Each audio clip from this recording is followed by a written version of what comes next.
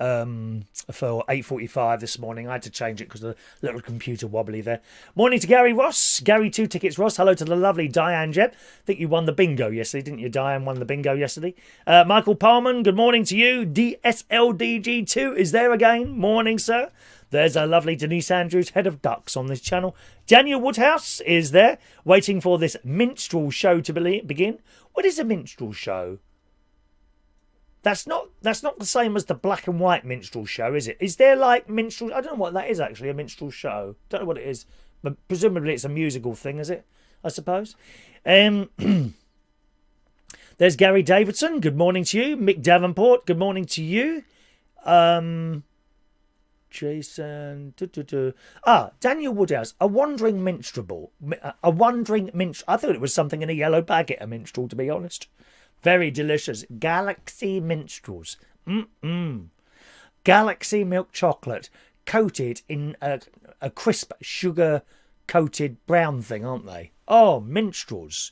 Although I prefer just Galaxy on its own rather than encased in that hard chocolate stuff. Daniel says, a wandering minstrel, a thing of shreds and patches of ballads, songs and snatches and dreamy lullabies. Oh, it's like my singing, isn't it? Dreamy lullabies. Dreamy lullabies, like my singing.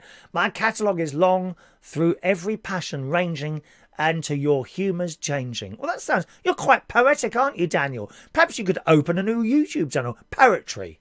Poetry with Daniel Woodhouse. How interesting would that be? Maybe so.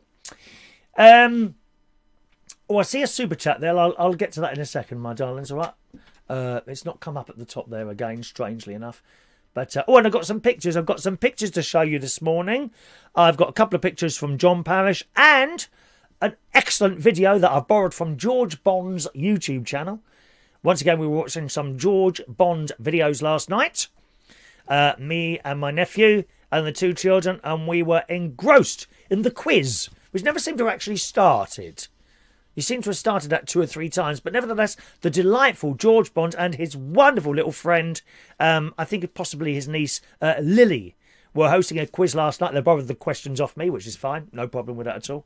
And I've got a little video of George Bond and doing the hokey cokey with Lily. I will show it to you in exchange for, and we weren't going to be greedy today, 20 likes. That's all we need, 20 likes. We've already got 12, so it's not asking too much. 20 likes for those videos there, okay? Good morning to John Parrish. There's George Bond there. Morning, George. Poor Sherry won't get out of bed until I start. Is that right? Morning to Mandy Davenport. Mandy is head of pain and suffering on this channel. She loves it, and we love her as well. Good morning, Mandy. Scrolling down, good morning to Christopher Woodhouse. Hello to you, sir. I'll have to go down quickly now, or we won't keep up. Fun thing to do with tech. Good morning, you crazy old man. Crazy old man. Are you watching another channel, dear? Old? Old? Hope you have a good stream. We are away on our 10th wedding anniversary. Oh, congratulations. Congratulations. Look at that. A 10th wedding anniversary. 0809. They got married on the 8th of September 2010. Did you? 10 years. Congratulations on your wedding anniversary there. Well, how's it go? The anniversary waltz with you. La da da da da da da. The anniversary waltz with you. Anita Harris, I think, sung that. Anita Harris. She was big, weren't she, in the 1960s and 1970s? Was she... She was something to do... Wasn't she something to do with Des O'Connor? Did she do a show with Des O'Connor? Anita Harris and Des O'Connor or something? Maybe she was married to him. I can't remember now. Long time ago, wasn't it? Good morning to John Aitken. There he is. Little John Aitken. Good morning. Cute bum John is in the house, boys and girls. There we are. Oh, there's Sherry DMP's managed to haul herself out of bed there. Wonderful. Hello to Kevin Arnold Ashburner. Morning to you, sir. Let's get all the names in there. Scrolling rather quickly. Scrolling down to get everyone in there. Nan was a fabulous character, says Denise. Brings tears to your eyes with laughter. She certainly does. Nan on the Catherine Tate show. Film coming out in 2nd of October, boys and girls, in the cinema for that one. Okay, which is only it's only 4 weeks away, isn't it? Gosh, time is rushing away with us. Council Nan is hilarious. What a blooming liberty.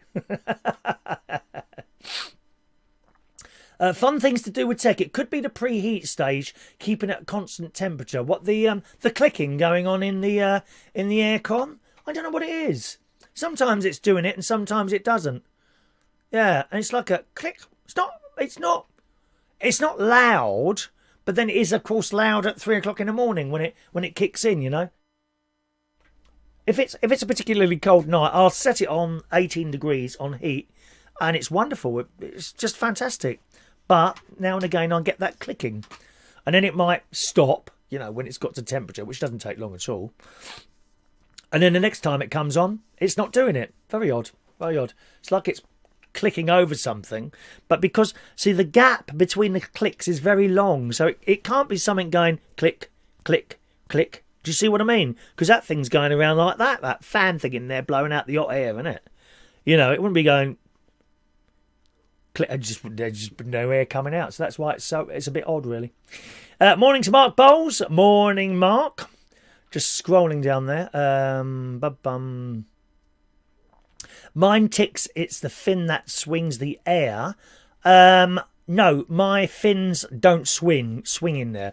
I've got it pointing away from the bed. The reason for that is when you've got cold air, you do not want cold air pointing down. It doesn't matter how hot it is. You don't want cold air pointing down on you when you're asleep, because you'll wake up and you'll have a frozen neck, which is really painful, or a shot. And it's because you've had the cold air. So I don't actually have it on swing. It's in the same position all the time. I know exactly what you mean there, John. Your pump has gone on the air conditioning, George. No, I doubt that, because it wouldn't be working. I'm sure it's nothing like that. Morning to Fran Green. Good morning to you. All right. Let's just scroll down quickly now. Oh, we won't keep up, will we? Mix Mowers, good morning to you. If you're cold, I could come and give you a cuddle. There's an offer you can't refuse. Thank you, Mix Mowers. Thank you. There'll be little arrows if you just turn up at the caravan. Follow the blue line. They used to say that in the hospital. When I was much younger, I had to go to I don't know if I want to share you that piece of information really now. I had to go. No, I'm not going to. Follow the blue line, sir. I was about 22 at the time. Follow the blue line on the floor. Jeffrey, good morning, Jeff.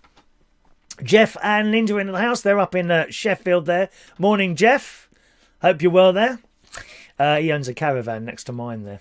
Morning to Mike Rees-Ponto. Colin Kay, good morning. Tony King. There we are, everyone joining us. Roy Brownlow is there. Good morning, Roy. Mick, there we do that. Scrolling down there. Quick now.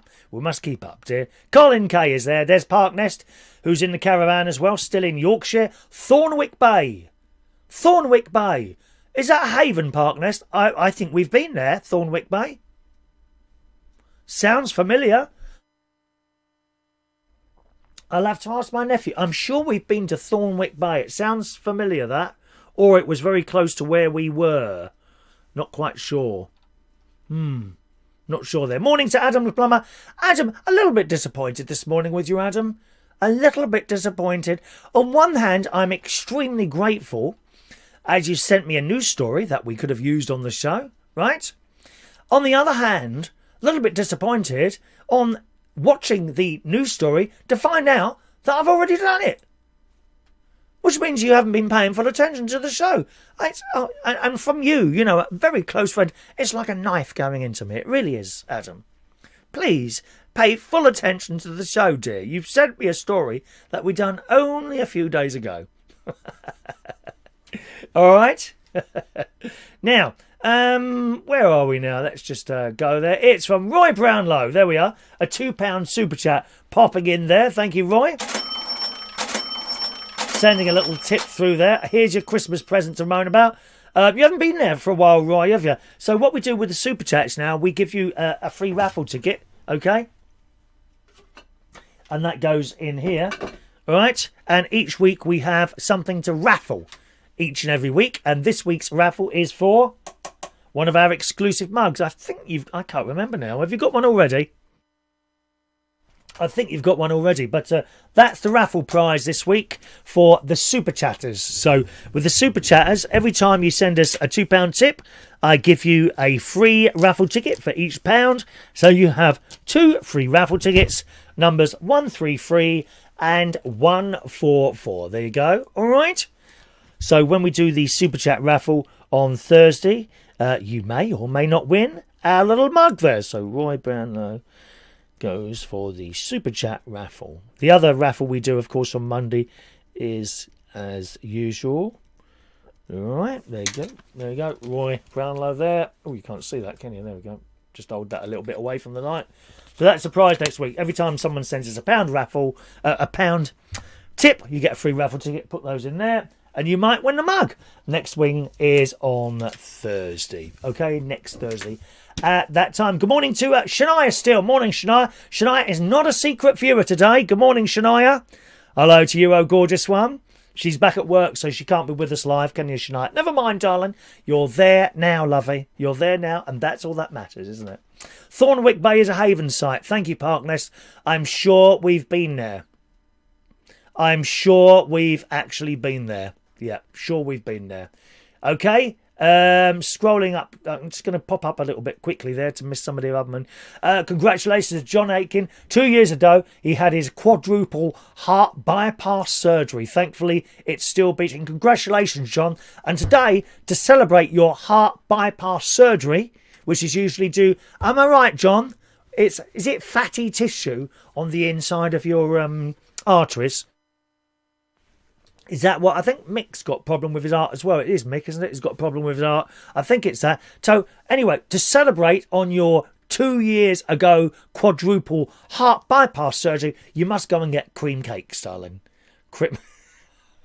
You must go for a blowout. Go for a blowout in a really nice restaurant. Cakes and bread and sandwiches and everything. I think that's an excellent idea, don't you? Okay. Adam's video. Yes, we've seen that already, Adam's video. And, oh, interestingly enough, we now have 23 likes. Did we ask for 20? We only asked for 20. So thanks very much for your likes this morning. Much appreciated. I was looking back on some of the other shows there, and it appears that you're going back on older shows and putting little likes on there. Thank you very much. It helps with the YouTube algorithms, okay? Personally, it's very nice to have likes. The only reason I ask for them, really, is for the YouTube algorithms. It pushes you up the scale a little bit. Does something so that other people notice the show. And perhaps we can attract a few more people like that, you know. And so I'm always eternally grateful for your likes. And as promised, first of all, let's do John Parrish's 2 pictures that he sent in there. Let me refer to the John Parrish email. This is his trip to London. What's he say? The Somme Memorial. Now, I must admit, I don't know much about that. It is the Battle of Somme. I know what it's kind of there for. So I assume that's the... I'll be honest, I don't know which it is, John. Because you put two photos there, but only one title. So what is the Somme Memorial? I'm assuming it's that. Okay? There's a picture of the delight. Oh, that's so much better than the other picture you showed, isn't it, really? There's the... Can we just have pictures of your wife rather than you as well? You know, you're a little bit old to be on this channel, to be honest, John, I must say. But she looks beautiful. And there she is. That's the Shard there, isn't it? And the little boat there. Have you been on a River Thames boat ride? You must have been. And you can have afternoon tea. Me and my mate went on one of those. Yeah, one of those afternoon tea boats. Goes up and down the river. It's quite a nice afternoon. The food's all right. It's not. I mean, it's not like the afternoon tea in like one of the posh hotels like Claridge's or something like that. But it's a nice afternoon. And the boat goes up and the sandwiches come out and the cakes come out. But as I say, it's not like the posh hotel. The cakes came out and they clearly come out of a box. And they were fine. Don't get me wrong, they were fine. It's not on the same level, but it's a nice afternoon. If you want to do an afternoon tea on one of the Thames, what are they called? I think they're called clippers, aren't they? One of the Thames clippers that go up and down the Thames, and you can go on the top. That's a small boat there, but some of the boats they've got an upstairs, and you can go on the top there and feel the cold weather against you. It's really nice. Thank you very much. Lovely to see you, Sherry, there. And, of course, the Shard behind you. Let's bring that back up again. The Shard. Sorry, that's John there. The Shard behind Sherry in the picture there. Which, again, you can go up to the restaurant at the top there, can't you? One of those daredevil... There it is. One of those daredevil people, they've climbed up that Shard, haven't they? Yeah. See some wonderful sights actually going along the river. It's a nice little afternoon out. Not particularly expensive. It's all right, that is. John says my arteries were very blocked. I'm having a sugar-free September. Oh no, you've got to celebrate. Go and have a cream cake, dear. Have a cream cake, my love. John Parrish, my friend owns one of those boats. Lovely. Oh, lovely. Too cheap for us. Oh, go on, John. No, sometimes you just have to rough it, John, to get the experience, dear. You just have to rough it sometimes. That's how it is. Okay. Gary Ross has stayed in Ulster Town in Thieval Forest on Somme battlefield. As I say, I don't really know too much about that. I know that there was a war and I know there were certain battles and Battle of Britain and that, but I don't know that much about it really, which I should do because it's history, isn't it? You know, we need to learn these history before someone on the left decides that didn't happen either. Oh, dear. Did I say hello to Jason Hughes? I think I did. Mick's arteries are fine. It's just his electrical systems that play up. Oh, I've got cable for that. Here, hang on a minute. Just a minute. I've got something to help you here. Hang on a minute.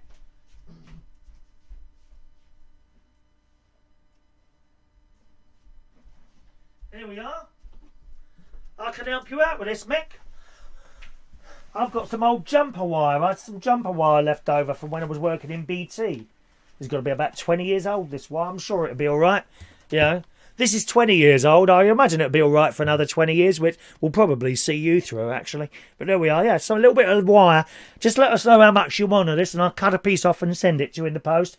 Just pop along to your local casualty unit and ask them to put it in for you. There you go. Problem solved. Here I am, Chris Reardon, DIY Services, rushing once again to the help of other people who are not so able-bodied as myself. There you go.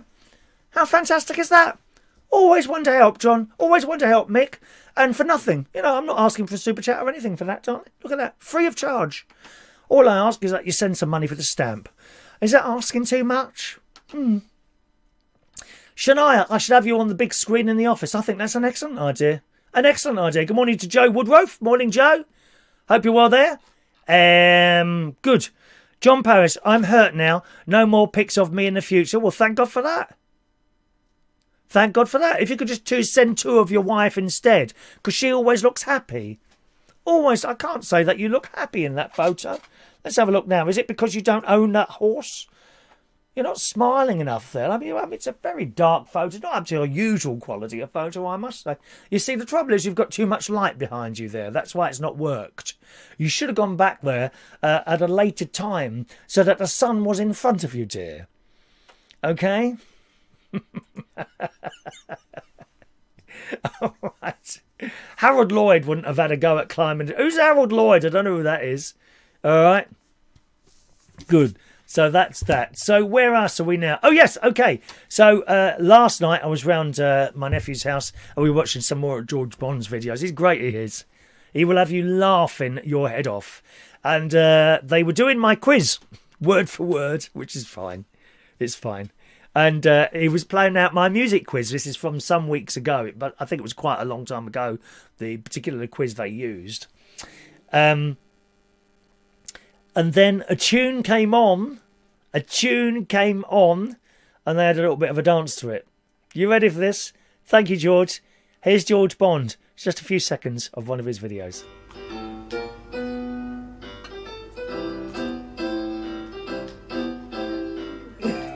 I heard this song before, like from the beginning. I know. Can we? Oh, sorry, I just shouted it out. Sorry, pretend I didn't say that. At least I know. What is the title of this tune?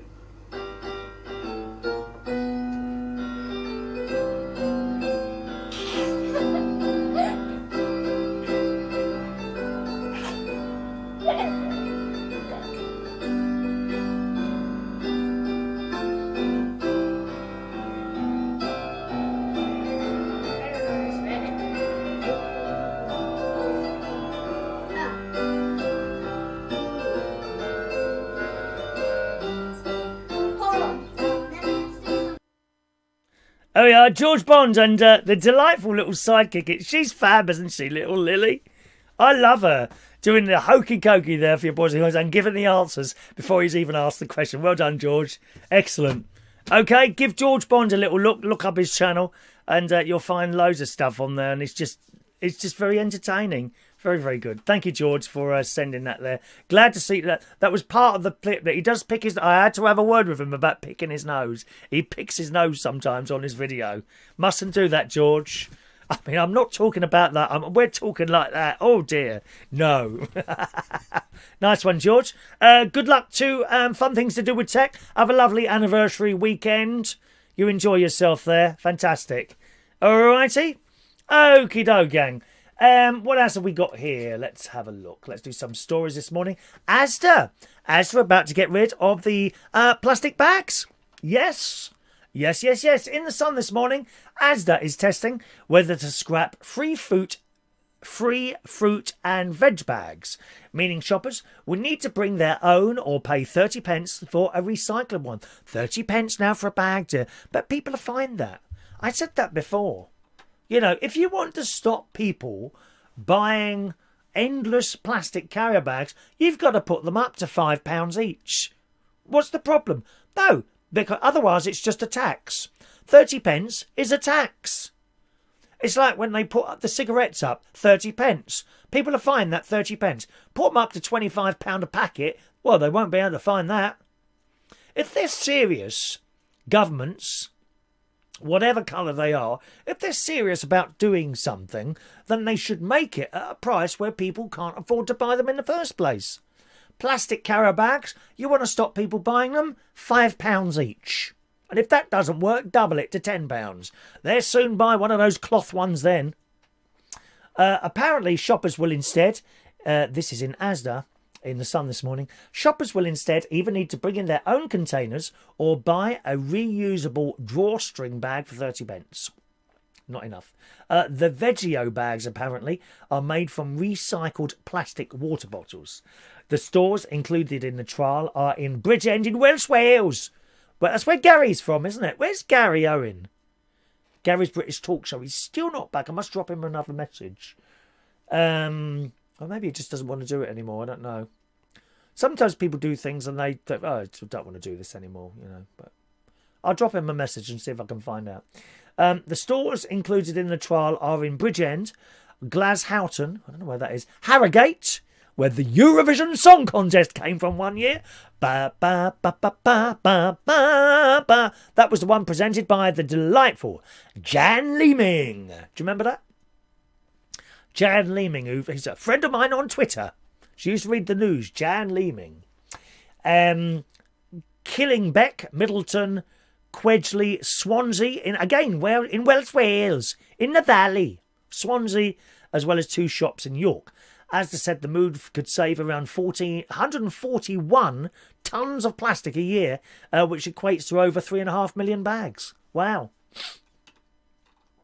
It's a lot, isn't it? The supermarket told The Sun the trial will run for 4 weeks, after which it will listen to customer feedback before considering whether to roll it out nationwide. Asda has more than 630 stores across the UK and has pledged to reduce 15% of its plastic use by 2021. The announcement comes after Sainsbury's last year scrapped free plastic bags for fruit and vegetables in the stores and replaced them with 30p versions. I can understand plastic. I mean, you could replace them all with paper bags. Certainly, I know there's an issue like with paper carrier bags in that if it rains, the bottom falls through. I certainly remember this when I was a boy. And there was no plastic bags. They were all paper carrier bags. And now and again, Shouldn't laugh, really. Now and again, you'd be standing at these traffic lights with your shopping, you know, with other people with this. I can't remember if it happened to us or not. and then all of a sudden you'd hear this noise, and you'd look round and the bottom of someone's bag had gone, and all their shopping ended up on the pavement floor. Oh, it was always of great amusement to me. Did that ever happen to any of you? You carry your shop and it's raining, and then suddenly the bottom of the bag just goes. Didn't happen very often, funnily enough. The best way to do that would to be to, for example, heavy bags of shopping. Yeah, it's raining, you're walking along, traffic lights waiting there, put them down on the floor. Well, of course, the floor is wet. You pick them up again, the bag comes up, the shopping stays on the floor. Oh dear. That's just how it is, isn't it? Anyway, they're trying to kick out the bags there. And I know there's an issue with paper carrier bags with large shopping. But vegetables, I never quite understood why we need a plastic bag for 5 carrots. Why? Why do we need that? Don't even need a bag at all, actually. But if you want bags, paper bags. They got them for the mushrooms, haven't they? Mushrooms always go... Why is that? Why is it always paper bags for mushrooms? Must want to breathe or something. Breathe more. Mushrooms help you breathe more easily. Like that. Oh, I'm breathing very well this morning, I must say. I think there must be mushrooms in here somewhere. Mushrooms possibly in here.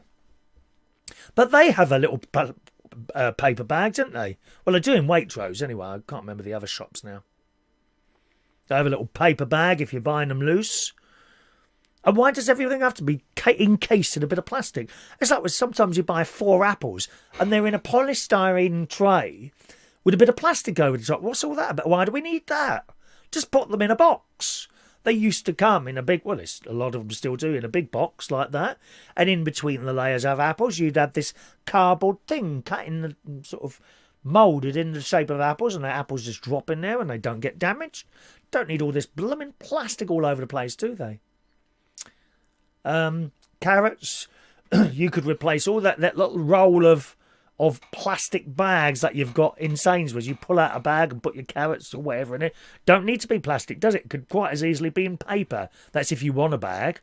I don't see a problem with buying carrots and things like that and just dropping them in the bottom of your carrier bag on the way out, does it, eh?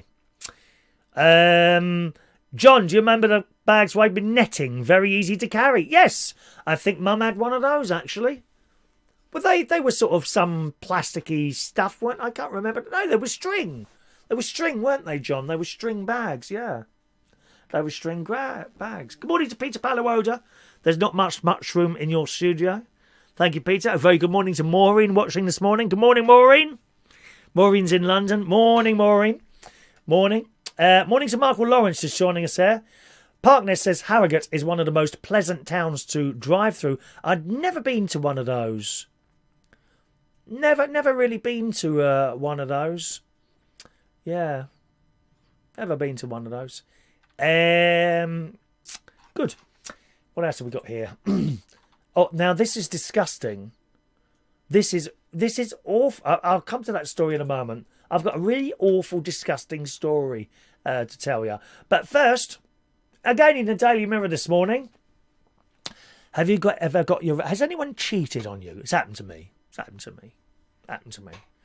I know I've probably cheated on people. I have cheated on people before, not recently, but when you're young, you know how it is.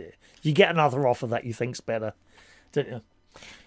In the Daily Mirror this morning, a woman who claims her boyfriend cheated on her revealed how she got her own back, but some people think she took it too far. Now, what do you think? I don't think this is bad at all.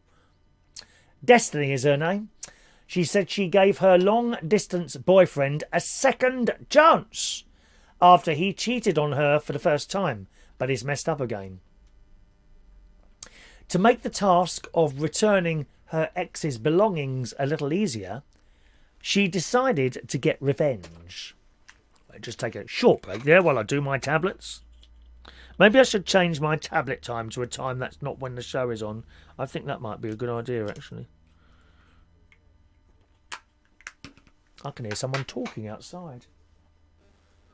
I can hear talking going on. All right. That's better. So she's got a TikTok video out.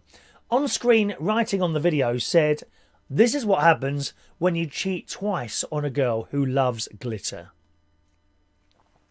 In the clip, Destiny is seen sitting in her car with a box of items which she says belongs to her ex-boyfriend, including a sports jacket, a few t-shirts and a necklace. She then begins to spray a few pieces with hairspray and gently folds them up and puts them back before she upends an entire envelope of glitter all over it. Do you like glitter? Little glitter. I can't bear glittery Christmas cards. Oh, God, don't they annoy you? And you open the envelope unsuspectingly in your living room, pull out the card, and there it is all over your floor. Bits of glitter. How much do I hate that? I really hate that. This inspired her to repeat the prank on a larger scale, saying this was her idea of a smack in the face. Since posting to TikTok, it has received over 2.5 million likes and over 20,000 comments. The majority of TikTok users found the prank the perfect way to get closure on one said, "Inconvenient revenge is the best revenge. Glitter everywhere." And it goes on, "Ah yes, destroy his stuff. How cool of you. If he keys your car, it's his fault," said one person. A second user said, "This is toxic, but you all not ready for that conversation." And another commented, "Why do people have to get one up on each other in a breakup? Be the better person and move on," which is generally what I do. I just move on. But do you think that's a bit harsh, that? Glitter all over the place? Or maybe you've got your own back on someone before. What did you do? And remember, gang, it's just between you and us on this channel. It will go no further at all. It's a secret. I won't tell anyone, I promise you. Okay? Peter Paliwoda, the glitter was from your makeup, Chris. Face the truth. Yeah. Thank you, Denise. Thank you, Denise. I could change my tablet time to sort of 8 o'clock in the morning, really. That would be all right. It's funny, when I change a tablet time, I'll usually move it backwards so as not to leave too much of a gap to when I should take it, or I'll do it gradually. So, for example, if I was 10 o'clock, I do my tablets usually. If I was going to do it at 2 o'clock, the next day I'd do 11, then the next day 12. I do it gradually rather than one big hit. I don't know if it makes any difference. Jason, if my missus cheats on me, all her stuff would be in the garden on fire. Come on, baby, light my fire. Burn, baby, burn. Something like that. Mick Davenport never cheated, and I never would. I'd be a dead man walking. Yeah, after the whipping that you'd have to be given. I don't think you would, Mick. I don't think you would cheat. I don't think you're that sort of person anyway. I really don't. Some people, they would, other people wouldn't. Any snake stories today, says Peter? Sadly not, I'm afraid. Good morning to Adrian Richardson. Good morning. Are you going to change your stickers to paper stickers instead of your plastic stickers now? No, because they'll just fall off people's cars, won't they? There he is, Mr. Negativity as always. Good morning, Adrian. How are you? Did you go to the quiz? I can't remember if it was the quiz on Tuesday or not. Did you go down the pub there? Not sure if you went there. Hope you're well, Adrian. Nice to see you there. Hope your mum's okay. We'll do the disgusting story in a moment. But be careful of this hand sanitizer. Now, I mentioned this the other day, a few weeks ago. It can go up. Literally. In the Daily Mail this morning, a Texas woman is recovering in an intensive care unit from burns all over her body after she says a bottle of hand sanitizer exploded as she was lighting a candle. I mean, to be honest, I wouldn't be doing anything with fire, with certain things, anything with alcohol in it, other than a drink or something perhaps like that, but gosh, there's a picture. I was going to show you the pic. I won't show you the picture of her. Her face is in a bit of a state. Speaking from her hospital bed, this lady said she'd put some hand sanitizer on her hands on Sunday before attempting to light a candle at her home in Texas. According to the description of a GoFundMe campaign set up by her best friend, the woman accidentally burnt her hand and jumped back. In doing so, she touched the bottle of hand sanitizer, which made contact with the fire, and it exploded like a bomb. And her face is all covered in, it's all peeling, you know, like a sunburn, but much worse. Yeah, terrible. And her hand, her leg. There's a big red pink patch. Oh, that must be painful. Poor lady. She said, because of my hand sanitizer, it just lit my hole everywhere. What? It just lit my hole ... everywhere. Again, bad editing in the newspapers. Doesn't matter what newspaper it is. They're all so bad editing in these newspapers now. Here we go. This lady suffered 2nd and 3rd degree burns to portions of her body, including her entire face, her hands, and even her legs. Terrible. She said, this is a pain that I can't even explain. It's literally your whole body, like your whole body being your nerves, muscles, everything. Absolutely everything. She somehow managed to throw the burning clothes off her body while her 2 youngest daughters ran to the neighbours for their help. And they were only like 14 years old, these poor little girls seeing their mum on fire. You can just imagine something like that. Awful. This lady has also now lost most of her furniture to smoke damage and other possessions in the fire. And of course, the medical thing, it says here, the GoFundMe page has been set up to help pay for medical care, childcare and other living expenses. And she's got to find a new home because it's in such a state. Is that terrible? So do be careful of that stuff. You know, I mean, I was going to say it's not quite common sense. I mean, there's common sense and there's common sense. I don't think everyone would know that something like hand sanitizer is actually quite flammable, really. The story we did a few weeks ago was that some people were using it and it was affecting their skin. And I tell you what, if you've got a little cut on your hand, I've got the most dreadful habit of pulling off bits of my fingers like that. You know, does anyone do that? You know, a bit of skin there. And, you're like, and sometimes it goes too far and then you rip a great big piece over. You probably can't see that. Yeah, you can just about see that like that bit, the thumb there where it's red. That I made that bleed the other night because I pulled a bit off. Let me tell you, if you hand sanitize your hands, right, and do that like that, right, when it hits the cut, it doesn't half sting. It really stings. Awful. Mike Reese, me and my other half have never Cheated, but we've shared a third person a couple of times. Oh dear, Mike. Are any videos to show us, Mike?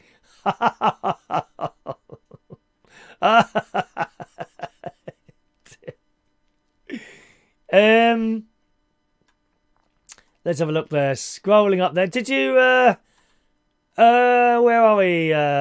We've done Adrian's message there. Jason, are you still not getting your bingo ticket, Jason? Set up a Gmail account. I've been blocked. It's not me. Been blocked.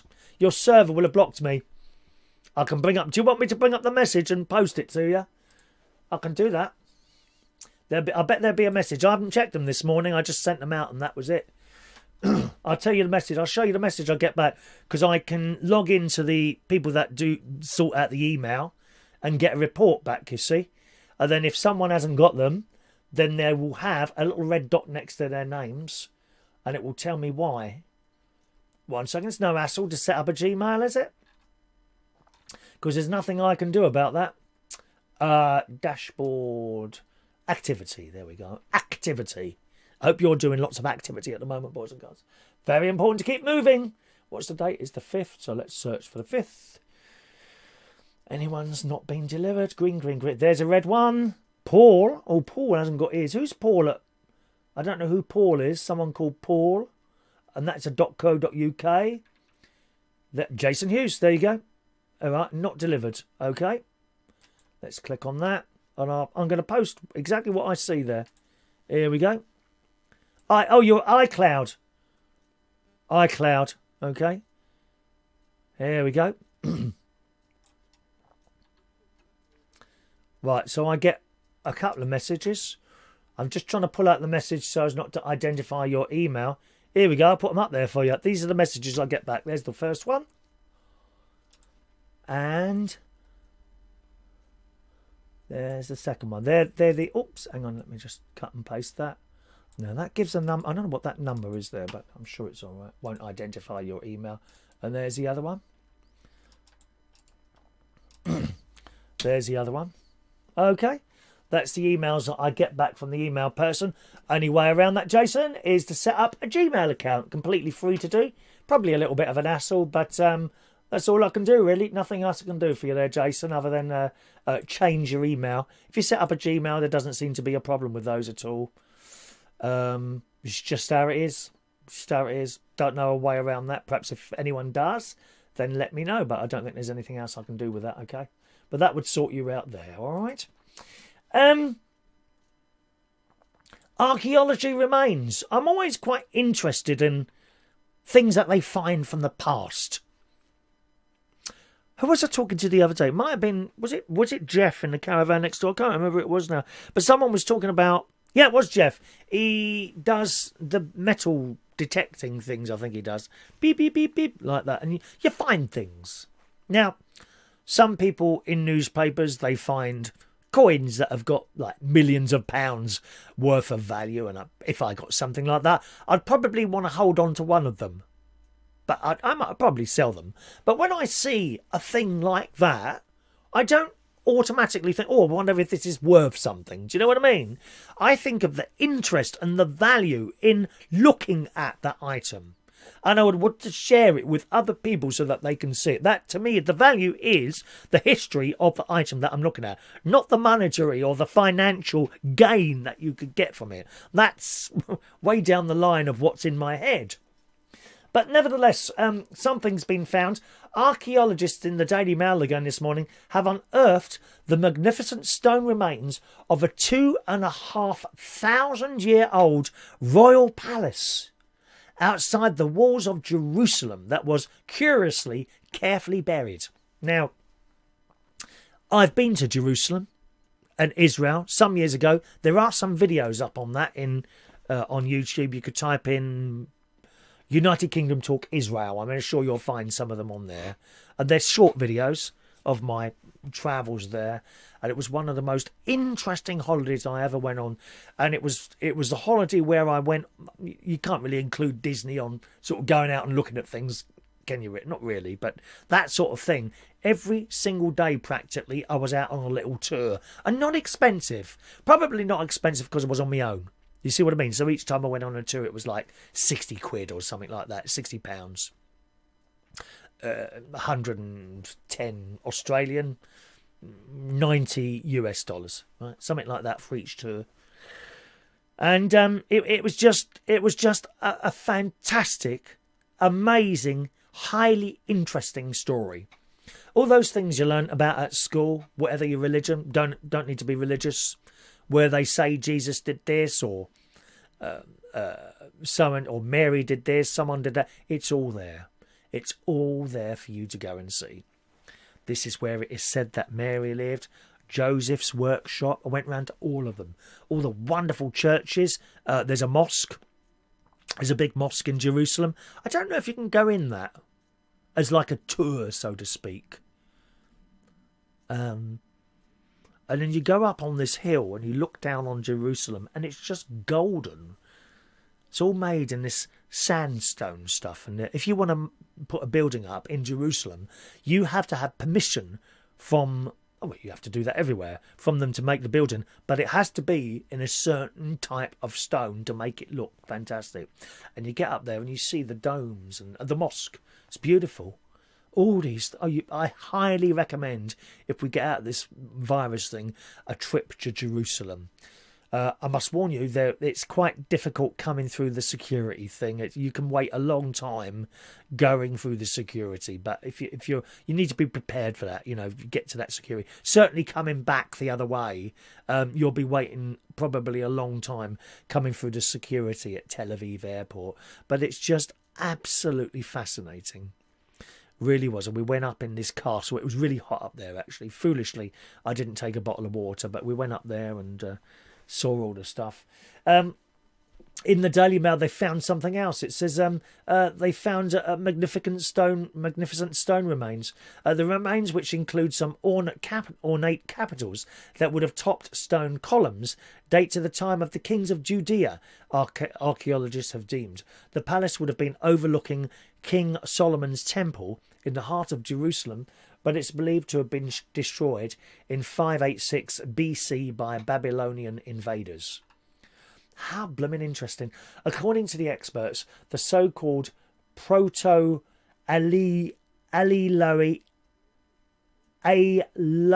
style seen on the capitals, on the letters, were typical of royal buildings, raising the possibility that the palace belonged to a king. Wow. It goes on to say, this is a very exciting discovery. The level of workmanship on these capitals is the best seen to date, and the degree of preservation of the items is rare, said the archaeologist. So let's just show you a little photograph of that, gang. Did I say hello to you, Maureen? Good morning, Maureen. Just in case I haven't. Where's the picture now? Hang on 1 minute. Look at a bit. Look, there's a picture here. Look, check this out. There you go. Is that interesting? Look at that. That's what they found. I mean, I understand you. Look at the carvings on that. Look at the carvings on that. Amazing, isn't it? And in the background there, if you look carefully in the background, on the top of the hill, that's Jerusalem there. Wonderful. Wonderful. I know it's not some of you, it's just an old what we're writing on. It's just absolutely fascinating to find anything like that, I find. Has anyone been to Jerusalem? Any of you been there? Scroll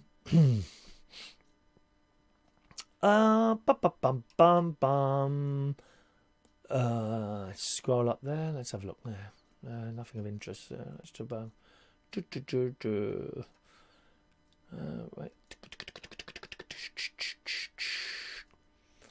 Right. Talking about emails there. Okie doke. Here's the disgusting story, and I'm sorry. I think this is disgusting. So we just talked about money a moment ago. What some people will do for money is beyond me. In the Daily Mirror this morning,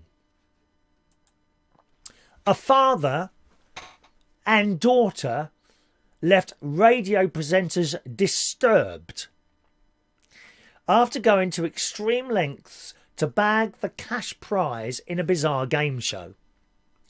Australian radio station Kiss hosts the Kyle and Jackie show. I don't know if you know that, Michael, where one of the segments features a game called Boyfriend or Daddy. The rules are simple. A female guest will bring in a male companion into the studio, and the two hosts have to guess whether the man is their partner or their dad. If they guess incorrectly, the woman wins the equivalent of about £550. This week, 26-year-old... So far, so good, yeah? This week, 26-year-old Stacey brought along Nick, who's 49, and it was left to the presenters to figure out their true relationship. Okay? The pair presented the story that they were a couple, and the presenters grilled them on details of their intimate lives, which we'll spare you the details of. After they made it through the highly uncomfortable interrogation, Jackie O laid down one final challenge, saying, "There's only one way to decide this. Would you guys be willing to give each other just a little kiss on the lips?"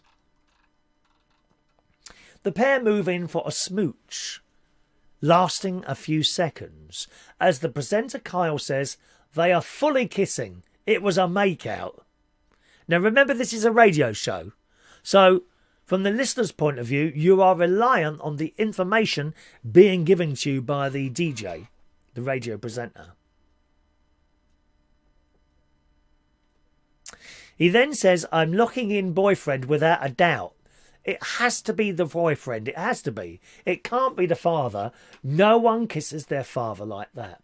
Everyone in the studio is in agreement that the pair are partners, and they switch it to Stacey for the grand reveal. The entire office behind them jump to their feet as she says, the things we do for money. This is actually my father. I'm sorry, no. That's not right, is it? There's a little bit of sickness going on there. I'm sorry, there is. My boyfriend is going to be mortified, she says.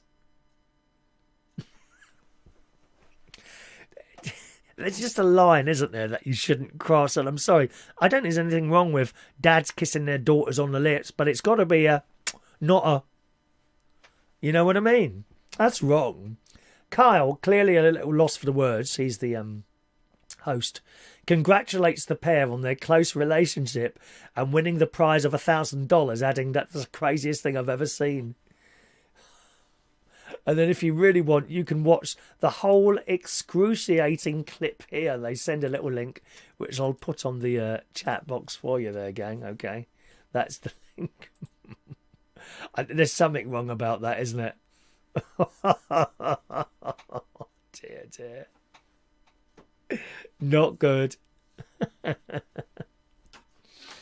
All right, 2 more stories. Or 3 more stories. We've got only 3 more stories. And then we'll do this morning's raffle tickets, gang. 2 more stories. Sorry, 2 more stories there. Where are we now? Again, another particularly disgusting story here, I have to say.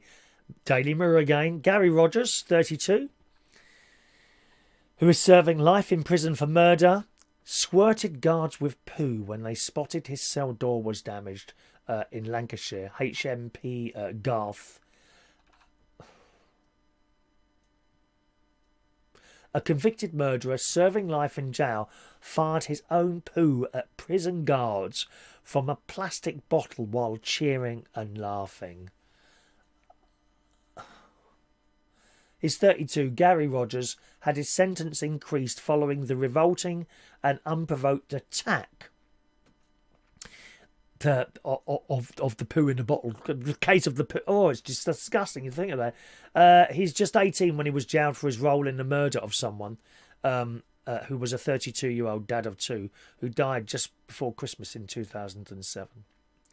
This bloke's violent. The violent inmate squirted 2 prison guards with poo after they noticed the viewing panel on his door was damaged and got closer to investigate in February last year.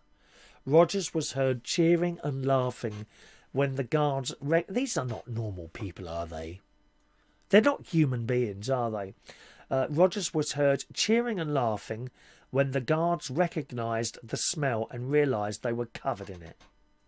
The guards were said to have been distressed by the attack. I think they were. Running to a shower block to fully clothe to wash themselves. Isn't that just the awful thing, isn't it, eh? Why would you do something like that? Hideous people in the world, isn't there? You're right there. It really has hit the fan there, Jason. Oh, it's just such awfully people. Awfully people. I don't know. Shocking. And one more story. Once again, it's the Daily Mirror this morning. We were really struggling for stories last night. Really struggling, I tell you. When I come in here to... I prepare to show, usually about 11 o'clock at night, then for the next morning. And then in the morning, I'll have a quick flick through to see if there's anything of great importance we should perhaps include. But again, in the Daily Mirror today, if you get too hot on a plane, here's something you can try. A woman shocked her fellow passengers when she walked out on a plane and onto the wing of the jet to cool down. Shocking footage shows the woman walking along the wing after she opened the emergency exit because she was too hot. Have you ever been in a plane that gets stuck on the runway, not moving, and has had to turn its engines off without the electric thing being connected from the airport? My God, it gets so hot on a plane. And they won't let you off. They won't open the doors. They won't let you off. It gets incredibly hot on a plane once that air conditioning switched off. It really does. It's happened to me. We were on there for ages. I can't remember where it was now. Singapore, I think it was. I think it was at Singapore airport, and we were stuck there on the plane because something had gone wrong, and they were waiting for a spare part which had to be flown in from somewhere else. And it got hotter and hotter. They started handing around bottles of water, but no one could get off. It says the mum of two from Ukraine was returning from a holiday in Turkey when she rushed to get off the plane after it landed in Kiev. The overheated passenger can be seen on the video clip standing on the wing of the Boeing 737 following the flight from Antalya. Another returning holidaymaker said the aircraft landed and almost all the passengers got off. She walked almost all the way from the town to the emergency exit row, opened the door and went out. And there she's walking on the wing, look. How funny is that? There she is. Complete with my thumb on the picture there. Look, she's walking along the wing. Anyone done that? It's a good job the damn thing had stopped, isn't it? I wonder if she got done for that, did she? She walked almost all the way, opened the door and went out. And the story goes on, by the time her two children were outside the plane and standing right next to me, they were surprised, saying, "That's our mum." They'd gone off the right doors. They'd come out the wrong door, you see. She'd come out the wrong door. The pilot called for an ambulance, police and border guards. The woman who clambered back to safety into the aircraft was unable to explain to police the reason for her behaviour. She probably thought it was just a door. You know how thick some people are?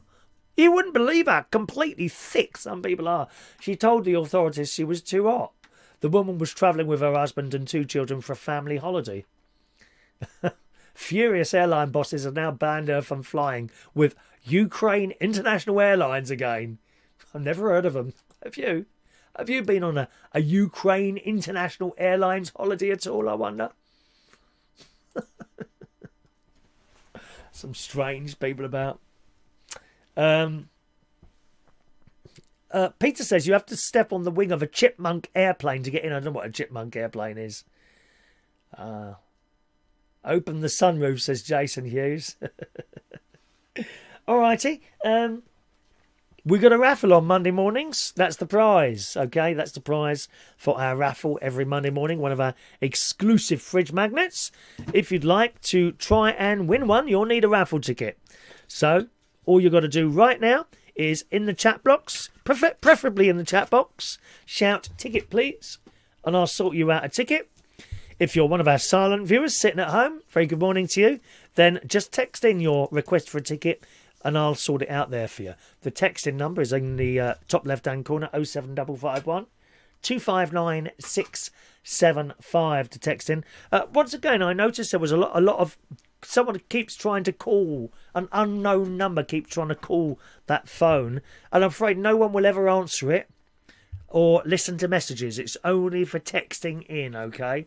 So wasting your time if you try and win that phone. No one's ever going to answer it, and messages aren't picked up. If you want to contact the show after it's finished, then just send us an email, and that's fine. Okay, to that email address there. All right, and if it's something related to the show, I'll try and get back to you. If it's a stupid email, you know, someone hasn't been paying attention, you're likely not to have it answered.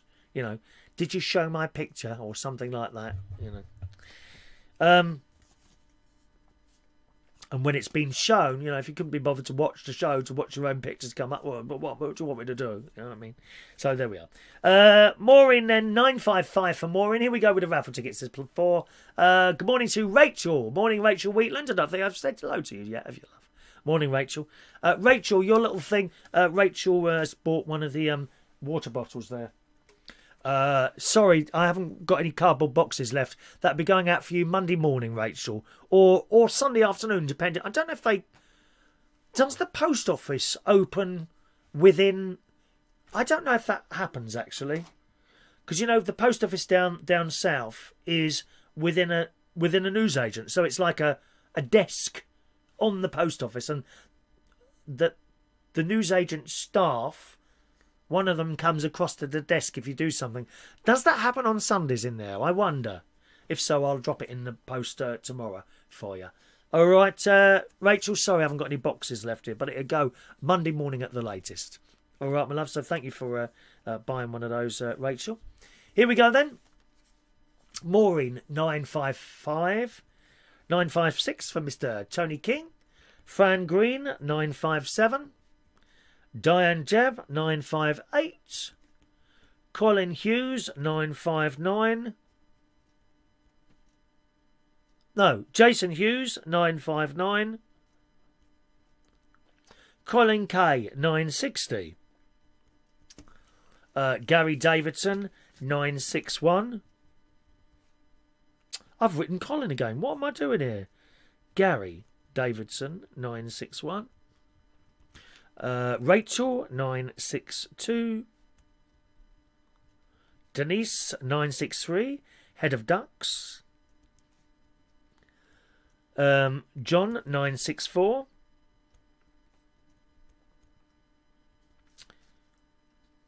I've just had an idea, Jason. Jason Hughes. I'm going to try something in a minute, Jason. I'll try it now while you're still there. Hang on a minute now. Let me just try something. How would I do this? Oh, I could muck this up now.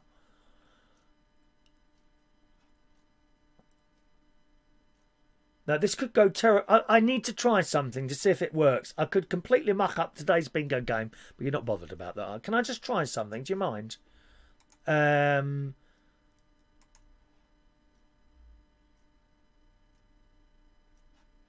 Let's just... How am I going to do this? How do I do... What's happened there? Something's just happened there. Just a moment. Alexa, play notifications.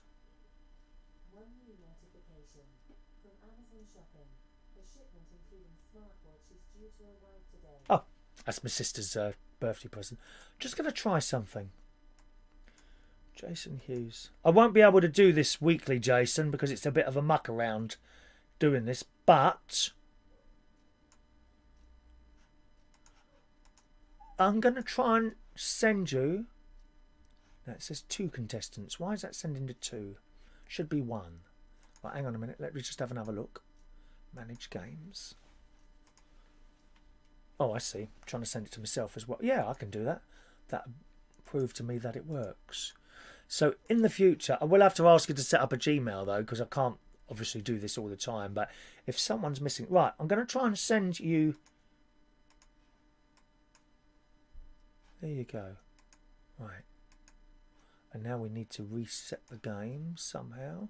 Oh, no. Failure. Ah, so that's not work. That's not going to work, is it? Oh, what a bleeding shame. No, that won't work. And then we manage the games, edit, and put everyone back in. Right. No, I don't think that's going to work, unfortunately. Oh, what a shame. Right. No. You'll have to do a Gmail. I just hope we don't get blocked on Gmail. That will do us in, won't it? We'll have to think of another way to do it. I'd have to contact the software bloke to find another way of doing it there. Okay, back to these raffle tickets. John Aitken. We got the John, didn't we? Where is he, love? John Aitken, 964. Tracy Davidson, 965. 966 for Gary Ross. 967. There's Mark Bowles. Morning, Mark. 967 for Mark Bowles. Anyone else? Thank you, Rachel. No post office open on Sunday. Okay. Righty-ho. Thank you. Oh, there's a few in Belfast, though. Look at that. Interesting. Thank you, Christopher Woodhouse. I can't remember what we were talking about. I'll ring you later. All right, Jason. Michael Pullman, 968. Michael Pullman. Man. Were you good at maths at school, says Peter? No. No, very bad with maths. I'm quite good with money. I can add. I know how much people owe me. I don't forget. I'm very good with money, but no, not good at maths at all at school. I think I got E. I didn't get, or did I get U? I might have got unclassified actually for maths. Wasn't good at maths at all. Okay, I think I've done all the raffle tickets. If I've missed anyone out, please speak now. Okay, if I've missed anyone out from the raffle tickets, please speak now. Meanwhile, let's do today's birthdays, and happy birthday on this Saturday, the 5th of September 2020 to Valentino, who's doorman at Central Station. He's a lovely chap. He's got one of those nice electric bike he's got, and he's covered the back of it in red lights. You can't miss him, which is very sensible driving through the streets of London. I wouldn't want to be on a bike in London. Pfft, must be joking. Valentino, happy birthday to you, 51 today. My delightful Pearl Anthony. What a lovely picture of you there, Pearl. Is that you there? Oh, no, hang on a minute. Oh, it's your daughter. Sorry.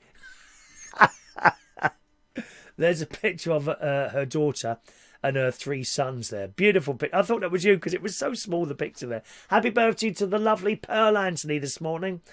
She's one of my neighbours down at the house in Bracknell. She's lovely. Me and her sit on that corner there talking about things and people, you know what I mean. Happy birthday, Pearl. Graham Flander today is 56 years old. Mark Wake, good morning, Mark. Happy birthday to you. Jane West today, 43. Jay Bedford today, 49 years old, 49 years old. Beg your pardon, Jay. Louise Claire, you might as well be 29 actually, looking at you, my love. Happy birthday, Jay. Louise Claire Ginsberg Sish is 33, and Chris McGrath is 58 years old on this Saturday. Happy birthday, everyone.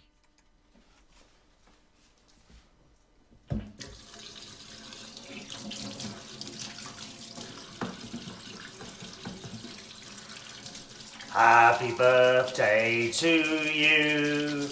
Happy birthday to you. Happy birthday, happy birthday, happy birthday to you. Twice, coronavirus.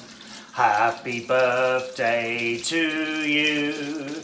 Happy birthday to you. Happy birthday, happy birthday. Happy birthday to you. Happy birthday. One more raffle ticket to go out this morning to the delightful Shania. Ticket number 969 for Shania, head of the Catholic Church on the Isle of Wight. Alrighty. Okay, gang, it's time for a little daily game of bingo. Alright. You should have got your raffle tickets through the email, your bingo tickets through the email this morning. Let's bring up the bingo board. The prize, as always, is an extra raffle ticket.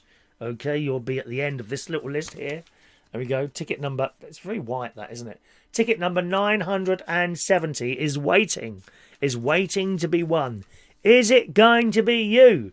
Get your raffle ticket out, or get your bingo ticket out. I keep saying raffle ticket. Here comes your first number. Eyes down. 6 and 5, 65. Okay. Well, you're not ready. That's okay. I'll give you a little moment or two while I do this morning's tickets as well. Put these in the box there. All right. Are you with us? Are you with us? Eh? Oh, Tracy Davidson, bless her heart, darling. Ready now? 2 and 6, 26. Come on, chop, dear. Try and keep up with us. Eh? Where are they? Put them in there. Won't it? Here we go. 6 and 1, 61. All on its own, number 7. Oh, the parish priest is back off his long holiday. About time as well. Where's he been? 7 and 4, 74. 1 and 9, 19. Mark Bowles, 19, 19, 19. 3 and 4, 34. All the ones, legs 11. 2 fat Chris's, 88. Wobble wobble. All on its own. One little duck. Number 2. Quack. Denise is in charge of ducks on this channel. 1 and 6, Sweet 16. 6 and 2, 62. Oh, he's Polish as well. He's all the way back from Poland on his holiday. 3 and 6, 36. Is he Polish? 3 and 6, 36. 6 and 3, 63. 8 and 3, 83. Denise. 2 and 1, 21. 4 and 8, 48. 1 and 7, 17. 8 and 6, 86. 2 and 4, 24. 7 and 1, 71.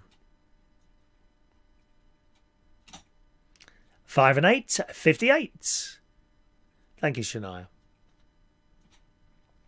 5-0, blind 50. 5 and 7, 57. All on its own, number 9. 9-0, blind 90. 7-0, blind 70. 2-0, blind 20.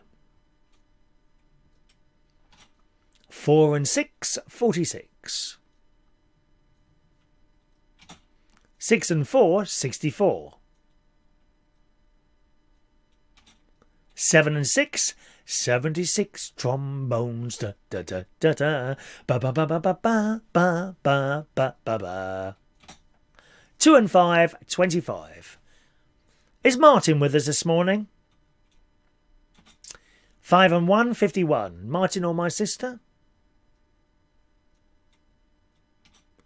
2 little ducks, 22. Quack quack.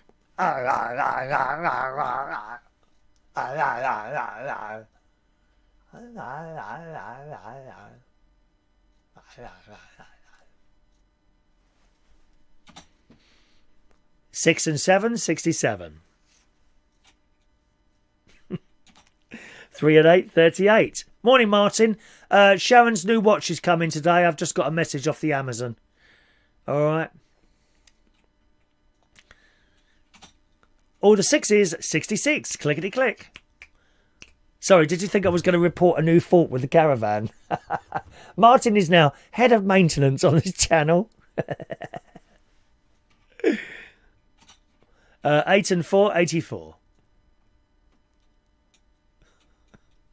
Can you put subtitles on this? Can you? I didn't know that. So you can have subtitles when I'm talking. How do the subtitles keep up with me? Peter Paliwoda can't. All the 4's 44. 1 and 2, 12. Unlucky for some, 1 and 3, 13. Oh, Gary, I don't know if my nephew's watching. Gary, he was talking about he was asking me, can the children play the bingo? Yeah, absolutely. But they would need their own account. They would need their own account, and we would be going at speed, and they can keep up, because I know that great niece nephew Harry and great niece Evie, they actually do their parents' cards sometimes. They do their parents' tickets sometimes. So if you've got any children that want to play along, they need to be able to keep up with everyone else. Absolutely, but they would need their own Gmail address there. All right, my loves. 2 and 7, 27. All on its own, one little duck. No, it's not, is it? No, one little click. One little click, number 6. Boris's Den, number 10. 1 and 4, 14. 4 and 1, 41. 7 and 8, 78. Jason, I'll tell you what I can do for you. I just realised I think I can do this for you, Jason.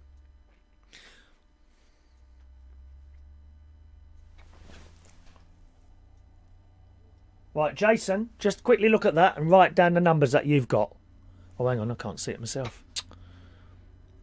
There you go. Just write down the numbers that haven't gone yet. Quickly. Okay? And you'll be able to play along. All right? You got those?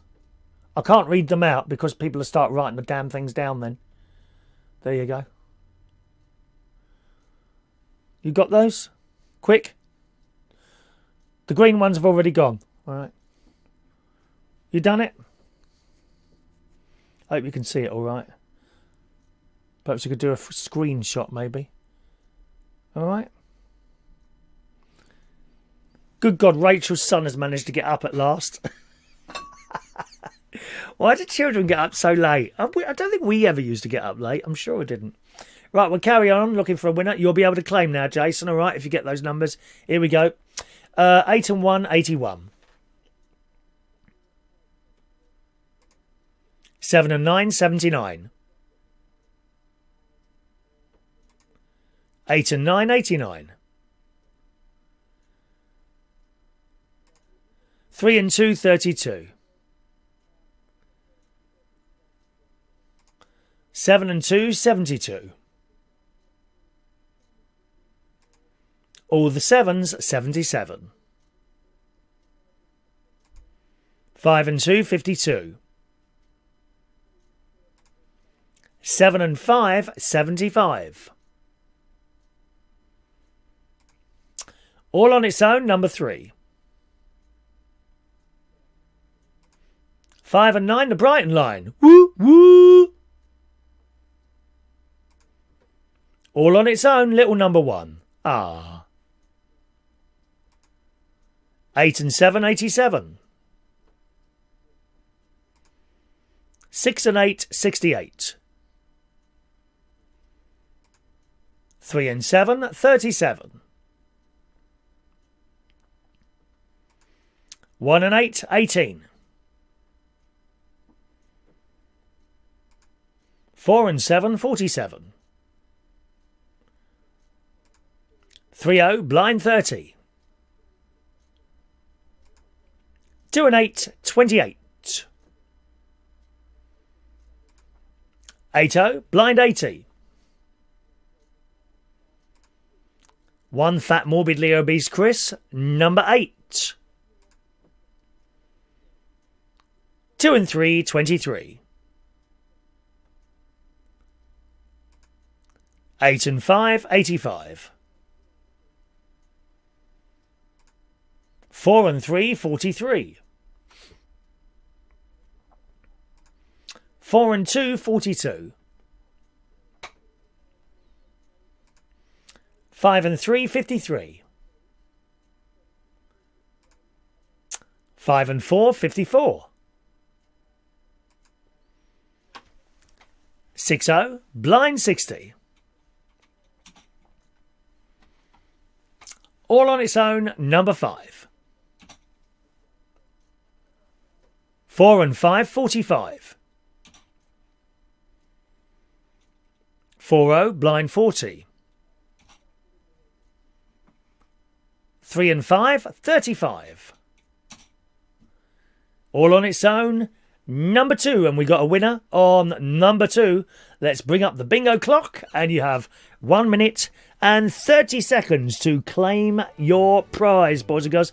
1 minute and 30 seconds to claim your prize. Here comes the shimmy music, which we love very much. Get rid of some of this rubbish on here today. That's today's stories all gone. Throw those away there. Spare. What's this spare raffle ticket? Oh, of course, that's someone's. We're waiting for someone to win that, aren't we? Good. Colin K shouting bingo. Peter Palawoda shouting bingo, and therefore being timed out now as liars, I'm afraid. People that shout bingo will be timed out for foolishness there, boys and girls. Foolishness and user on timeout. Now Peter Palawoda. Colin K is shouting bingo. No, Colin. No. No. No. Colin K, I would imagine that's a mistake you've made, Colin, rather than being silly. So I'm going to let, because you're not a silly person, So you're not going to... Martin Butler has claimed bingo as well, dear. I don't see how that is possible, Martin. We haven't read that number out yet, lovey. Mark Bowles has shouted out. There's a lot of miss... Oh, well, I think we're going to have to time everyone out this morning. Just a moment. Timed out there. And Mark Bowles... I've even had to time out a moderator. That's terrible. Mark Bowles timed out there as well. Why is everyone screaming bingo there? Why is everyone screaming bingo? Not bingo. No. Not bingo.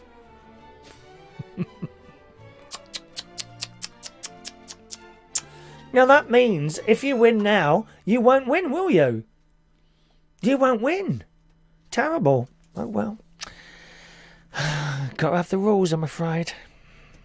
There we are. Let's just make a note of that. Okay. Colin K. That's not the last number.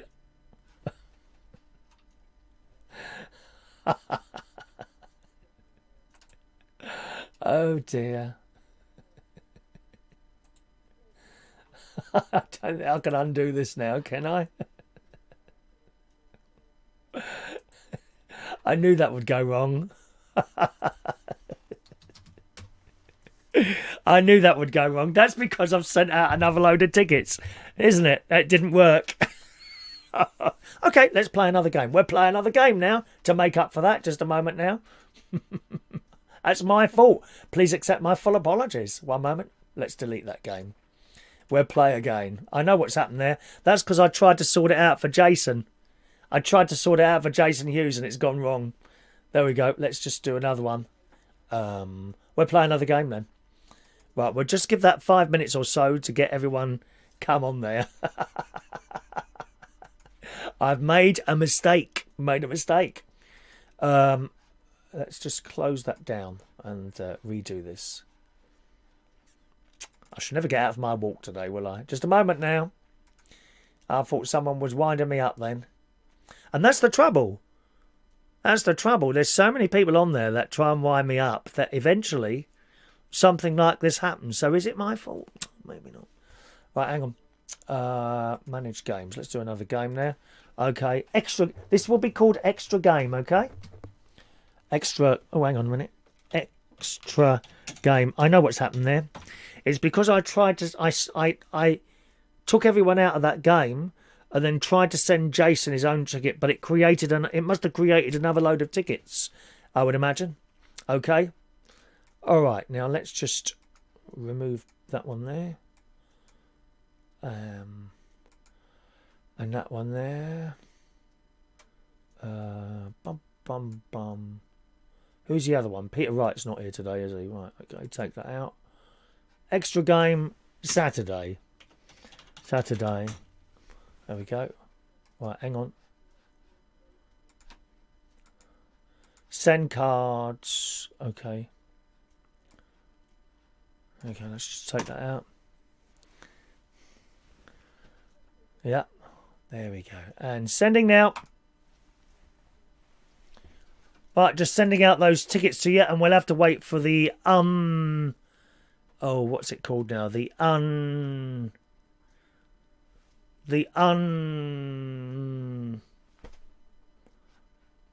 Unblocking? I don't know what you would call it now. Right, hang on a minute. Send cards. Send via SendGrid. There we go. Sending now. Okay, keep an eye out for your cards, okay? Okay. There we are. There we are. Right, and that should come on in a moment or two. Let's just shut that down there. They're going out now. So keep an eye out for your bingo cards, and we'll just wait for the 5 minutes to elapse there. Okay. That's what happens, though, you see. There's so many people taking a bleeding mick on there that at some point something like that's going to happen, unfortunately. Yes, well, it is my fault. Yeah, it was my fault. But there's so many people on here that shout bingo and do stupid things all the time that that's going to happen. Cheerio, Mike Responto is off now. Bye-bye, Mike. Nice to see you, sir. Hope you're well. There we go. Peter Paliwoda. Well, Peter, you sit there moaning your head off all the time that it's too quick and you're not keeping up. And then suddenly you shout bingo. So which is it? Are you keeping up? Are you keeping up, or are you really not being able to keep up? Because I find that difficult to believe, dear, when I've got two little children, one 8 years old and one 7 years old, who's able to do it there. So we'll just wait for Martin to pop back. Was it just you two? Was there someone else as well? Let's have a look. And Mark Bowles. Mark Bowles as well. There we go. You thought that Martin lost. That don't make sense, Sharon. Try that again, my darling. All right, love. There we are. Okay, I'm hurt. John Powers is hurt. Why have you got hurt, John? Why have you got hurt, lovey? What's hurting you this morning, dear? Are you playing not? No, there's nothing making sense there. Nothing making sense there. I've just received numbers now, says Jay. Jason's got his numbers now. Have you really? It don't make sense, does it? Not really. It doesn't make sense at all. John Powers, you haven't got to worry about what's going on. Because you don't play the bingo. Right. Are you back there, Martin, yet? Let's just wait for a moment or two for him to rejoin. Why have I got the clock up there? That's strange, isn't it?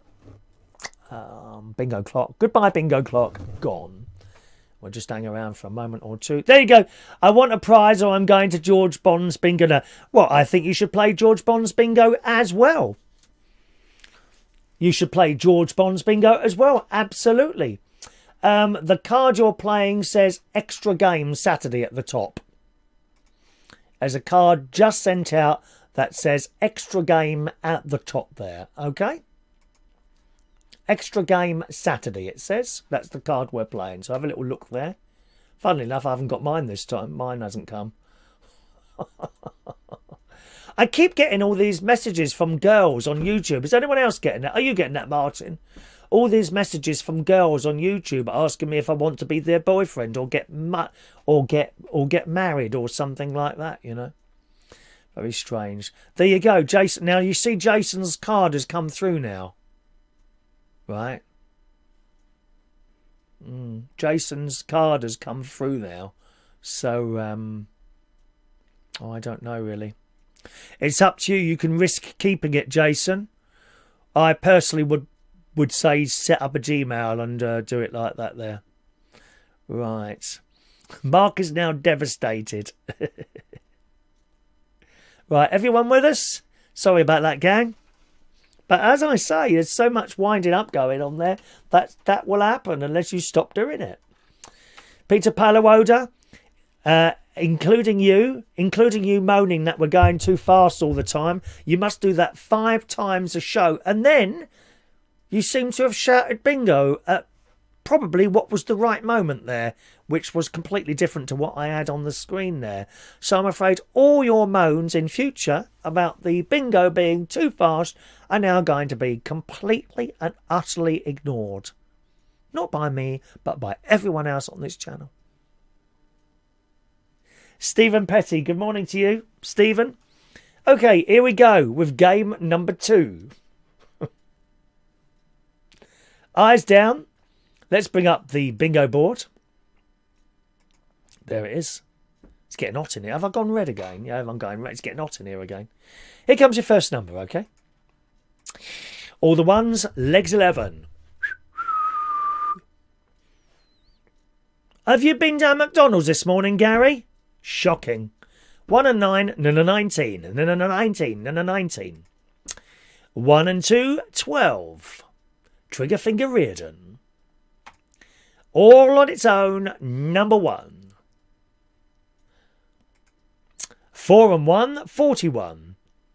Well, you can imagine what would have happened if I didn't do it to everyone, can't you, Martin? Oh, well, you don't do it to your own family. God help me when something else goes wrong with the caravan now. 6 and 1, 61. 8 and 5, 85. 1 and 7, 17. 4 and 3, 43. 5 and 4, 54. 4 and 9, 49. 2 and 5, 25. 7 and 3, 73. 1 and 4, 14. Yes, he was in McDonald's this morning. Look at that. Didn't you say hello? Why didn't you say hello to him then, Stephen?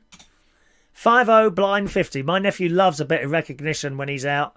Oh, he's like... Do you know, someone recognised him months ago in Cleethorpes. He still goes on about it. Not Cleethorpes.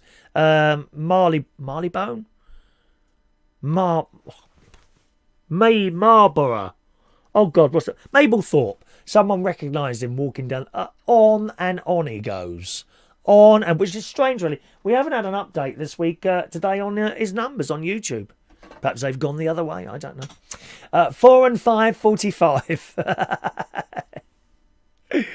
8 and 1, 81. 6 and 2, 62. 7 and 2, 72. All the threes, 33. 1 and 6, sweet 16. 6 and 5, 65. 2 and 7, 27. All the sixes, 66. Clickety click.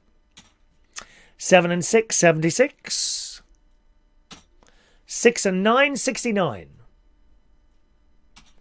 All on its own, number 7. Thank you, Tony. All the 5s, 55. 60, blind 60. All the 7s, 77. 5 and 9, the Brighton line. Woo, woo. 3 and 6, 36. All on its own, number 9. 3 and 4, 34. 2 and 1, 21. 2 and 6, 26. 7 and 8, 78. 4-0, blind 40. 3 and 8, 38. Gary is the only person that's got McDonald's on his Amazon wish list.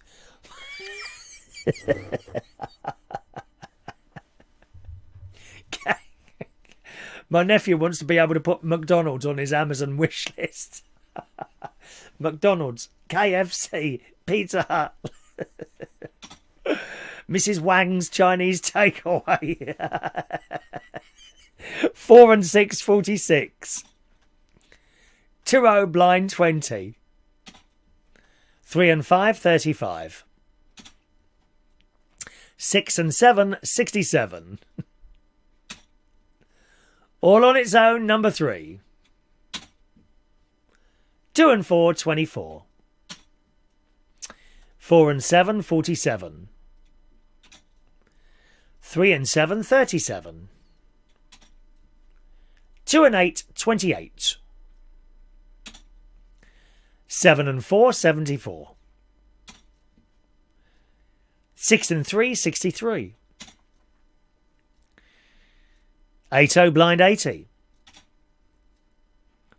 2 fat Chris's, morbidly obese, 88. Do you know, I never thought I'd be thinner than my sister. Fatter than I'm much. She's lost so much weight. Well, both of them actually. Keto diet. 4 and 2, 42. I don't know if he was with us at the beginning of the show. Stacey done me that one of those cottage pies yesterday, but no potatoes, Swede on the top. Delicious. Delicious it was. 3 and 2, 32. 6 and 4, 64. All the 4s, 44. 8 and 7, 87. 3 and 1, 31. Unlucky for some, 1 and 3, 13. 6 and 8, 68. 5 and 6, 56. 2 and 3, 23. Sorry, Gary. Gary and Stacey done my dinner last night. Apologies, Gary. Oh, I think I'll just go home. I'm making too many mistakes today. It's all too much. Shall we just leave the game there and just finish, shall we? I think we will, yeah. I've had enough now. Thank you very much. Goodbye.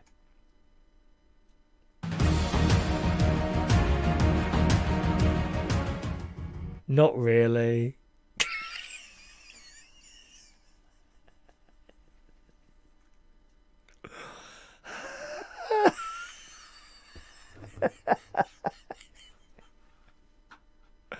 I'm feeling particularly naughty now. I feel like great nephew Harry. He's always looking for something naughty to do.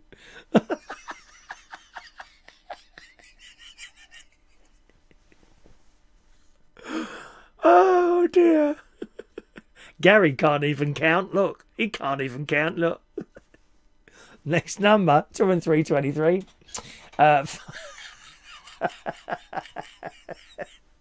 5 and 1, 51.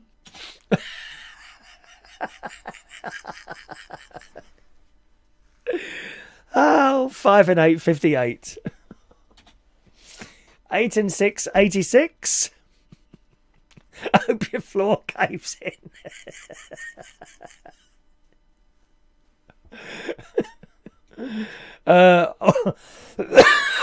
All on its own, number 5. One fat, morbidly obese Chris, number 8. 3 and 9, 39. Can you imagine doing this on Sunday night when the serious bingo players are playing? They can't cope, can they, when you start mucking around? 8 and 9, 89. I think that's why we don't have so many people watching the quiz, because I muck around too much. I can't do serious, dear. 1 and 8, 18.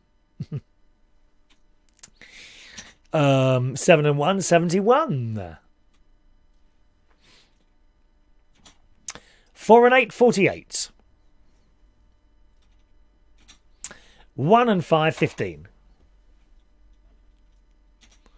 2 and 9, 29. All on its own, number 6. Someone's close. Few people are close, actually. 8 and 2, 82. All on its own, One Little Duck, number 2. Mick, why are you even here? You're not even playing. I couldn't believe it. Last Sunday, Mick and Mandy are not playing the bingo anymore, yet they still turn up. What's all that about? Please don't come. You're just here to try and disrupt everyone. Stop disrupting my players. You're upsetting them all. They're all very unhappy because you keep disrupting them from playing their game of bingo. 3-0 blind 30. Denise is doing a lot of quacking this morning, aren't you, Denise? 5 and 7, 57. 5 and 2, 52. Oh! Oh, that's hilarious. 5 and 3, 53. And we got a winner of 53. Here comes the bingo clock. You have 1 minute and 30 seconds to claim. Oh, Chris, this is getting worse and worse this game. What a morning this has been. You're going to die. You're going to die when you get this. You shouldn't be serious. Life is too serious. It certainly is, Fran. I'm not a serious person, as you know. Why do you want to be serious? It's just boring, isn't it? You know, you end up being like Mick Davenport or somewhere like that. There we go. Retro Restore Bingo. Yes, he's won. He's won the second game. So you would have won 2 games there. Look at that. Hang on. Bingo clock. There it is. Close that off. And the winning numbers on there are 2, 7, 16, 18, 20, 34, 39, 46, last number 53, 56, 60, 67, 77, 82, and 86. Congratulations, Mr. Martin Butler, for the... Oh, thank God for that. I might get my caravan fixed now in future. Thank God for that. Oh, dear. Right, extra bingo ticket then. Raffle ticket. 970 for Mr. Martin Butler. In with all the others. There you go. All right, well done. Oh, what a disaster that was this morning. Never mind. And that's all my fault for helping out someone else. For trying to help someone else. That's why it happened. And I did say to you right at the beginning, this could completely destroy the game, and it did. Never mind. Gary Ross is hoping the water bottle will arrive today. Oh, I wouldn't be too sure on a Saturday, Gary. Sometimes stuff don't get there on a Saturday. Well, I don't think we have a post anymore on the Saturday. Daniel Holmes was only here for the bingo. I think a lot of, but you can stick your ticket. Well, if you don't want it, love.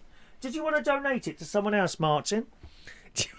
Would you like to donate your ticket to someone else? You can do that if you want to. I'll leave it here if you want to give me a name there. Anyone want to stick your ticket? Oh, what a shocking state of affairs that was. I'm not going to go and lay down. I should go for my walk after. Actually, no, I'll probably start cleaning the caravan when I finish this. I like to leave it clean. I'll do the bathroom, hoover the caravan. Probably I'll do the kitchen all before I leave. So when I come back in a week's time, then it's all nice and sparkly and clean. And then that's nice. Would you like to donate your ticket to someone else, Martin? 970. Would you like that, lovey? Oh, gosh. There we are. Let's have a look. Good. There we are. I'm sat here for 2 hours just to be timed out. Oh, it's just an accident, lovey. Oh, for God's sake, please forgive me. What can I do, lovey? And this is because people constantly wind you up all the time, as you've seen on there. They just get ignored in the end. Oh my God, that's what he's going to do now, isn't he? When I've disappeared, he's going to come round and lift that floor black up. Mind you, I've got some gaffer tape, I suppose. I could tightly put gaffer tape, but it might be a bit bouncy, but it'll hold, won't it? Or perhaps I could get on to John. No, John Noakes is not with us anymore. Someone like Valerie Singleton from Blue Peter. You'll donate it to Sharon, will you? Okay, I'll change that to Butler Sharon. Is that okay, Sharon? I'll put your second name underneath because I can't quite get that. That's useless, that camera on for that, isn't it? It's because there's a bright light in front of me. Where is it now? Camera 2 and date. There we go. There you go, sis. Is that better? There you go. Butler Sharon, it says on there. Write it down, sis. Ticket number 970. Same rules for everyone. If you don't get your number, and in our little bucket of tickets it goes, darling. Look at that, lovely. Tickets and tickets in there. So you could win. Have you got one of these? I'm sure you've got one of those anyway, haven't you? Right. Well, I think we'll disappear on this very unsuccessful show this morning, boys and girls. I think a very unsuccessful show. Oh dear. And I shall commence my caravan. We've knocked all your merch. Oh, shut up, Mick Davenport. I'm so glad I'm still on here so I can still put you into timeout for a while. There we go. He won't be able to answer back again. Thanks so much for joining us. Don't forget, as always, gang, there's no show on a Sunday morning, so to speak. But we're back tomorrow night at 8 o'clock for our weekly night of bingo. 8 o'clock, it's bingo time tomorrow. If you're not on the list, just send us an email, chris@unitedkingdomtalk.co.uk. Jason Hughes, as soon as you've set up your Gmail, send it to there so I can add you in for tomorrow night, because we don't want any more of that again. Well, I know what not to try next time when I know I've tried it. Have a lovely day, boys and girls. Thanks for sticking with it today after our little error. And I'll see you again tomorrow night at 8 o'clock for this week's Bingo Night Live. Good night.